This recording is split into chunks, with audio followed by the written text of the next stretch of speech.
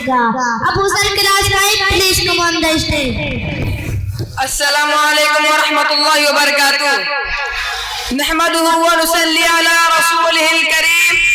أما بعد فأعوذ بالله من الشيطان الرجيم. بسم الله الرحمن الرحيم. فرصت اگر ملے تو پڑھنا مجھے ضرور، فرصت اگر ملے تو پڑھنا مجھے ضرور، میں تمہاری گزروں کا مکمل جواب ہوں. صاحب صدر معزز استاد کرام اور میرے ہم مکتب ساتھیوں، السلام علیکم. آج جو موضوع میری زبان و ذہن کو روشن کرنے لگا ہے وہ موضوع ہے اہمیت قرآن. ساتھیوں، قرآن ایک مکمل ثابت حیات ہے. کون سی مشکل، کون سی الجھن جس کا حل اس میں موجود نہیں. یہ قرآن اللہ تعالیٰ کا خط ہے جو ہماری طرف بھیجا گیا ہے. اگر ہمارے دوست کا خط ہماری طرف آئے اور وہ ایک ایسی زبان میں لکھا ہو جو ہم نہ پڑھ سکیں تو ہماری ہر ممکن کوشش ہوگی کہ کوئی ہمیں بتا دے کہ دوست نے اس خط میں ہمارے لیے کیا لکھا ہے.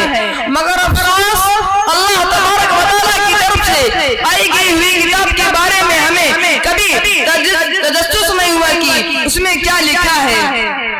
ساری زندگی گزر جاتی ہے اس کو بغیر جانے اور سمجھے ہم پڑھتے رہتے ہیں. مخملی غلاف میں اونچی جگہ قرآن رکھا ہے، مخملی غلاف میں اونچی جگہ قرآن رکھا ہے، اس مصلحت کے خزانے کو باندھ رکھا ہے. ساتھیوں، قرآن کریم روحانی و جسمانی دو قسم کی بیماریوں کے لیے شفا ہے اور خود نبی کریم صلی اللہ علیہ وسلم نے مشکلات، آفات، بیماریوں میں قرآن کے ذریعے علاج کی تلقین فرمائی ہے. قرآن کریم کے سامنے کوئی باتیں ٹھہر نہیں سکتا.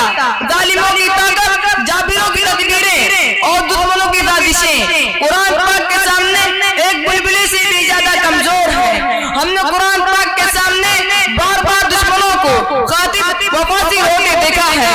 افریقہ کا کالا جادو قرآن پاک کی آنے کے سامنے ٹوٹتے، بکھرتے اور بھاگتے دیکھا ہے. ہندوستان کے جوگی، پنڈت اور سادھو اس کلام کے سامنے بے بس ہو گئے اور برعمل پکار اٹھے. یہ بہت اعلیٰ کلام ہے، ہم اس کا مقابلہ نہیں کر سکتے.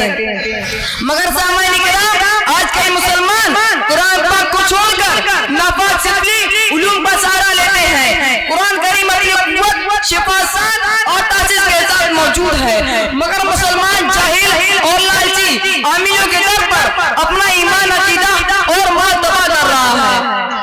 تمہیں کوئی چھوڑ جائے تو رو دیتے ہو، تمہیں کوئی چھوڑ جائے تو رو دیتے ہو. تم جو قرآن اور نماز کے بنا جیتے ہو اس کا کیا؟ ساتھیوں، آئے قرآن کی طرف لوٹ چلے. یہ سچی پختہ مضبوط کتاب ہے، یہ ہم سب کے لیے رحمت بھی ہے اور شفا بھی ہے. اور خود اللہ تعالیٰ قرآن میں فرماتا ہے وَنُنَزِّلُ مِنَ الْقُرْآنِ مَا هُوَ شِفَاءٌ وَرَحْمَةٌ لِّلْمُؤْمِنِينَ. ساتھیوں، امت کے اہل علم میں شفا بالقرآن کا معمولہ ہے. اس کی برکت اور حفاظت سے کسی مسلمان کو انکار نہیں ہوگا. یہ راز تو خود قرآن کھول رہا ہے، یہ راز تو خود قرآن کھول رہا ہے، لہجے میں محمد کا خدا بول رہا ہے. ساتھیوں، اگر ہمیں دین و دنیا کی کامیابی حاصل کرنی ہے تو ہمیں قرآنی تعلیم حاصل کر کے اپنی زندگی میں لانا ہوگا. نہیں تو بقول علامہ اقبال، اس زمانے میں معزز سے مسلمان ہو کر، اس زمانے میں معزز سے مسلمان ہو کر اور تم خوار ہو تاریخ قرآن ہو کر. شکریہ. السلام علیکم.